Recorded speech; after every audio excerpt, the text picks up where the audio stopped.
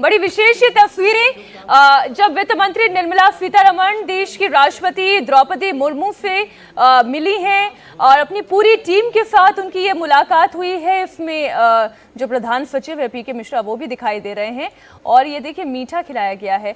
मीठा ही खिलाया जाता है या दही खिला रहे हैं, दही शुगर खिला रहे हैं। बजट की पहली मंजूरी जो है राष्ट्रपति से लेनी होती है, उसके बाद बजट कैबिनेट मीठा होने की उम्मीद है ना। लेकिन ये विजय जी आपको नहीं लगता ये सांप्रदायिक है?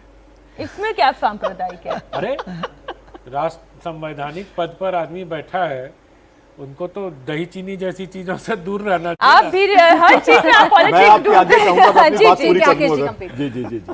तो जीएसटी कलेक्शन बहुत अच्छी रही है, direct tax income tax collection बहुत अच्छी रही है, फॉरेन रेमिटेंसेस बहुत अच्छी रही है। तो सरकार क्रिकेटिंग की भाषा में कहूं इस बार जो है बैटिंग पिच पे है।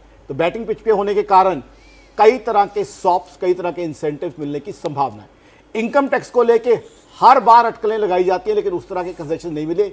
मेरा ये मानना है कि 1.5 लाख तक पर्सनल इनकम टैक्स में एग्जेम्पशन लिमिट बढ़ने की संभावना है, स्टैंडर्ड डिडक्शन 25 से 30 हज़ार बढ़ने की संभावना है, महिलाओं के लिए जो है 50 हज़ार की एडिशनल एग्जेम्पशन मिलने की संभावना है। साथ ही साथ हाउसिंग फॉर एवरीवन, ये बहुत ही बढ़िया नारा ये सरकार लेके चल रही है। वहां प्रिंसिपल कंपोनेंट आ जाता है पहले, तो 50 हज़ार वहां एडिशनल एग्जेम्पशन मिलने की संभावना है ईटीसी, और साथ ही साथ इंटरेस्ट कंपोनेंट लाख रुपए की एडिशनल एग्जेम्पशन मिलने की संभावना है। हेल्थ इंश्योरेंस, आयुष्मान भारत तो आपने दिखाया, हेल्थ इंश्योरेंस में 15,000 की एडिशनल एग्जेम्पशन आने की संभावना है। बिल्कुल आप सही कह रहे हैं, बीमारियों पे आजकल खर्चे बहुत ज्यादा हो जाते हैं इलाज में, तो वहां कवर ज्यादा होगा, ज्यादा अच्छा होगा। और एक बम्पर घोषणा होने की उम्मीद है मुझे इस बार डीजल प्राइसेस पे। डीजल प्राइसेस दर्शकों को बता दूं 2 तरह के टैक्सेस होते हैं, सेंट्रल एक्साइज और वैट। तो मेरे हिसाब से इन्फ्लेशन को कम करने के लिए और किसान भाइयों को खुश करने के लिए डीजल प्राइसेस पे सेंट्रल एक्साइज पे 5 रुपए की कटौती की उम्मीद मैं कर रहा हूं, क्योंकि सरकार के पास इस समय उस तरह की फिस्कल स्पेस है कि इस तरह के तोहफे जनता को दे सके। तो डीजल प्राइसेस कम होते क्या होगा, खाने पीने का जितना सामान है, जितने ईटेबल्स हैं वो सारे डीजल पे ट्रैवल करते हैं, वो सस्ते हो जाएंगे। इन्फ्लेशन या ऑपोजिशन ने जिसे एक मुद्दा बनाया हुआ था वो कूल डाउन हो जाएगी। साथ ही किसान भाई जो कुछ हद तक, कुछ संख्या में सरकार से थोड़ा नाराज हैं, वो नाराजगी भी दूर हो जाएगी, क्योंकि डीजल उनके लिए बहुत बहुत वाइटल इनपुट है। और 3 बातों पर तो सर मेरा भी ध्यान अटक गया।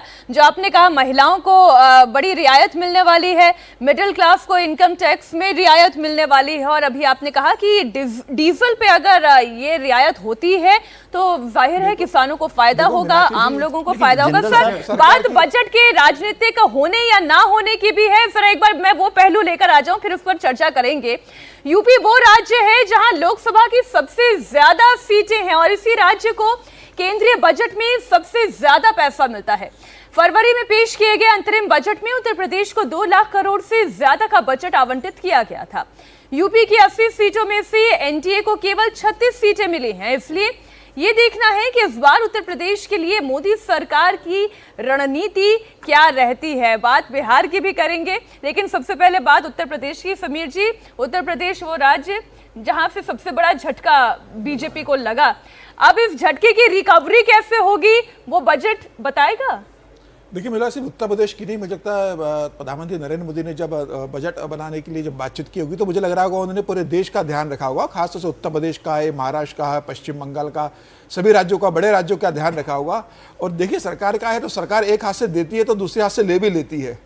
सरकार की हमेशा कोशिश ये होती है कि भाई अब सरकार खर्च कहाँ से करेगी, सरकार की तो इनकम नहीं है ना, सरकार जो टैक्स कलेक्शन करेगी, जनता से लेगी, वही सरकार अपने इंफ्रास्ट्रक्चर प्रोजेक्ट में खर्च करेगी। अगर सरकार को ज़्यादा खर्चा करना है तो जनता से ही पैसा लेना पड़ेगा, या तो कहीं से लोन लेगी या जनता से टैक्स के माध्यम से लेगी। तो सरकार पूरी तरीके से आपको हर मामले में राहत दे, ये संभव नहीं है। कई जगह पेट्रोलियम है तो पेट्रोलियम में 10 साल में 32% से सब्सिडी कम हो गई है। अगर आप फूड में देखोगे तो 10 साल में 12% सब्सिडी बढ़ा दी है। तो मुझे बहुत लगता नहीं कि पेट्रोलियम में बहुत ज्यादा सरकार सब्सिडी देने की स्थिति में रहेगी, इस बार देगी। सरकार ये कोशिश करेगी कि सरकार को पैसा लगेगा, इंफ्रास्ट्रक्चर के प्रोजेक्ट है, हेल्थ है, एजुकेशन है, डिफेंस है, रेलवे है। रेलवे में 10 साल में 9 गुना बजट बढ़ा दिया है बजट। तो सरकार अगर इन्वेस्ट करेगी तो सरकार कहीं ना कहीं से पैसों की व्यवस्था करेगी।